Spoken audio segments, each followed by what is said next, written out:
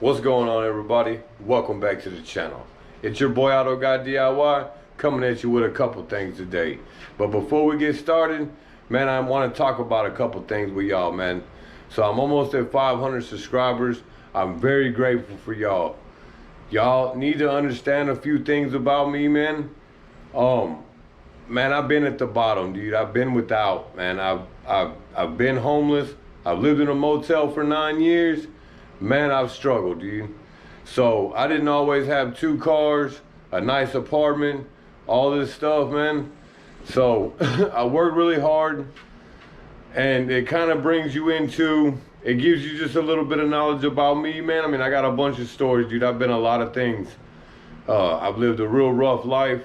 I'm only 39, so, but that's what's up. So, man, I want to get into my tires. I want to give a big shout out to my company that I work for, man. They always do me right on things like that for my work truck. So I want to come out here and show you these tires, man. And a big shout out to my company if y'all are watching. So we're gonna walk out here, and it's gonna bring me into my first point. And then we're gonna jump into what everybody's really gonna want to be looking at according to the title. So, man, they didn't have my good years I normally run. So I got the 275 60/20s, but they're Pathfinders. Nice tire. I'm not really complaining. They're a nice tire. Come over here, I'll show you this back one. I mean, they're all the same pretty much. So with all that being said, man, now I want to kind of touch bases on my strap for cash videos with the tires and the swapping the tires. So I'm not out here trying to tell y'all to be unsafe. That's not it. But what I am saying that is, if I understand if you're broke, man. I've been broke, dude. I've been dead broke before. And, you know, I needed tires for my car. It was a straight axle car. So, you know, I did what I had to do. So the tip is basically for very short term. You know, say it's the middle of the week. Your tire's bald. You notice your tire's bald. So, you know, you're like, man, I need to make it a few more days. So that's what you do, man. You swap it out real quick. It's a quick little gig, man. So, I mean, I wanted to touch bases on that. I ride mine out a little longer, but that goes back to paying attention to your vehicle. So if you know your car and you pay attention, then you know if you're gonna do something like that and you're gonna drive it longer than a week, you need to check your tire daily to make sure that the belts aren't showing. If the belts start showing, man, it's done. You don't want a tire to come off going down the road. That's dangerous. So with all of that, man, I just kind of felt like I needed to drop a little knowledge on y'all about myself, and I wanted to touch bases on that strap for cash videos. I'm not trying to tell people to come out here and do crazy things, man. I'm trying to help people make it either to the next paycheck, or if they get paid every 2 weeks, 2 paychecks, and that's it, man. The other tip I wanted to talk about with the tires, before we do get into the tool that I picked up, is that, look, I jumped the gun whenever I swapped them tires. So your tires will wear a certain way according to where they are on your car. I believe that. So, you know, however the track was or whatever, when I changed them, that's when my front end wobble happened. Now, I'm a guy, I believe that everything happens for a reason. Just like everything matters that you do, say, or anything. So, with that, I jumped the gun. I went straight to a mechanical problem, you know, old power steering pump, rack and pinion, ball joint, something like that. You know, I did find the rack and pinion that was leaking terribly, was in real bad shape. So, hey, we swapped it out, done deal, no problem. So, I noticed that the wobble started to come back probably a week after I did the rack and pinion. Now, I have a subscriber that always tells me to go OEM parts, which I understand, you know, but it's not the rack, so it was the tires.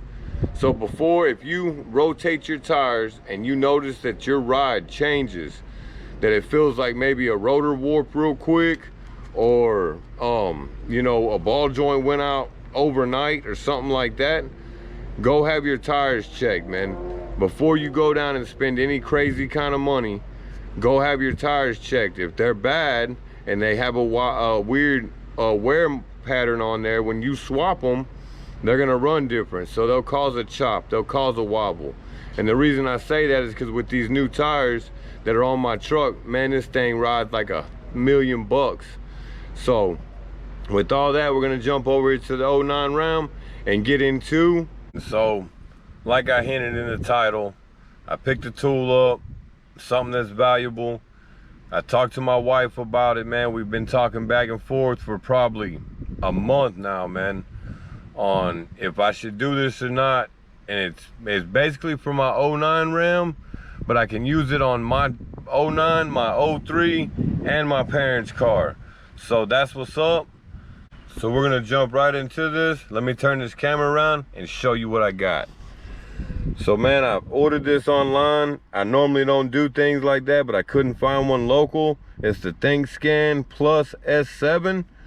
So man, like I stated, I talked to my wife about going down, having the truck diagnosed, you know, to figure out what's going on with the AC and why it won't work. So I started doing my homework, my research. This one has an AC setting on it. So I decided to get it. It was $200 versus going down and paying, man, I think it's anywhere from $75 to $149 for one diagnosis, when this thing can be used multiple times. So this is the new tool I picked up, man. I believe it's a very valuable tool. Like I stated, this truck, my blue truck, and my parents' car. So we're gonna jump right into this real quick. Let's see. I'm gonna turn the key on. Well, I have the key on already. I'm gonna find my truck here. Here, let me go back real quick. I got a step ahead. My bad. So I'm gonna hit scan. I'm gonna scroll down, find the Dodge. Boom, right there. Click on that. Let me see if I can't get this in here to where y'all can see it. It's connecting. Let me hit it again.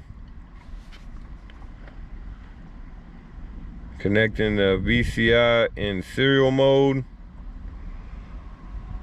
Now this ain't really a review on here, but I got it yesterday and I was messing around with it, but I wanted to show y'all what I found and the process to go through. So I went to 6-pin connector. It told me I needed some cord or something, so I went to 16-pin connector. I went to Dodge.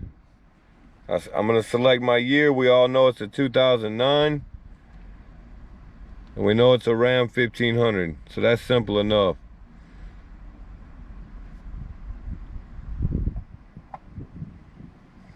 So we're gonna do a system scan. This will go through everything real quick for me. See the HVAC? Where'd it go? Got HVAC on there. So that's what I bought it for, was for the HVAC. Now I can do other things. I got the body control module. I got the ABS, the PCM. So let's go back. We're gonna go to system selection. We're gonna go to HVAC. It's communicating with the truck. So we're gonna go to read data stream. Now this here, you can pick what you wanna see on your screen.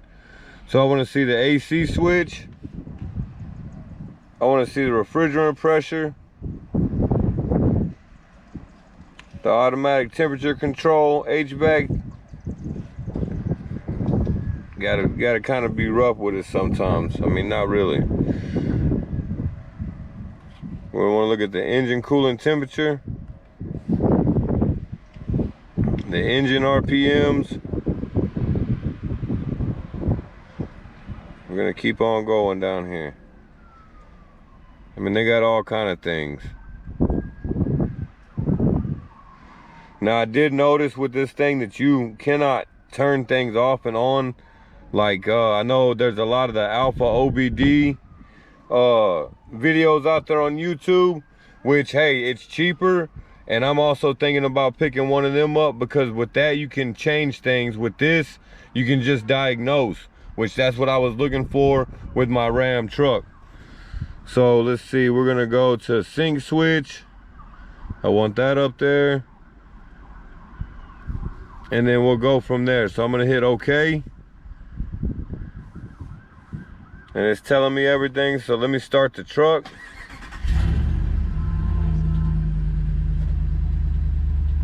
Give this thing a second. Oh, another thing I forgot to mention was you have to have either Wi-Fi or a mobile Wi-Fi spot on your cell phone. That works also.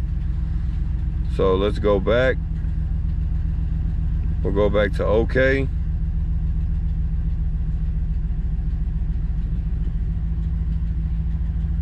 You see the engine temperature change. You can scroll up here. You see my RPMs there. Now you see my sync switch not pressed. This is what I noticed yesterday. And then it says AC switch not pressed. So if you look at the truck, you see that it's not on. So the first thing I'm gonna do is I'm gonna turn the switch on here. So it's on 3. You see the sync's on, right? Now come over here, we'll look. Not pressed. So that's one sign. Look, and I can even, this is what I noticed yesterday, I can push it in, wrong button. I can push it in and hold it, and then it says pressed, but nothing changes with the AC. So then I'm gonna do the AC button, the little snowflake button there. You see it's on right there. My settings on low all the way down. And I'm gonna come over here, we'll go back to this. Same thing, not pressed. So if I push it in and hold it, it says pressed, right? And then my AC refrigerant pressure is 9.50 bars, which, look, I'm not an AC guy, so if somebody knows something about it, leave in the comments if that's good, bad, or indifferent, or where it should be. So then we're gonna go back here. We're gonna scroll back through here. I mean, there's all kind of things you can check, guys. So I know this video is getting kind of long, so I'm gonna get out of here, man. That's my new tool.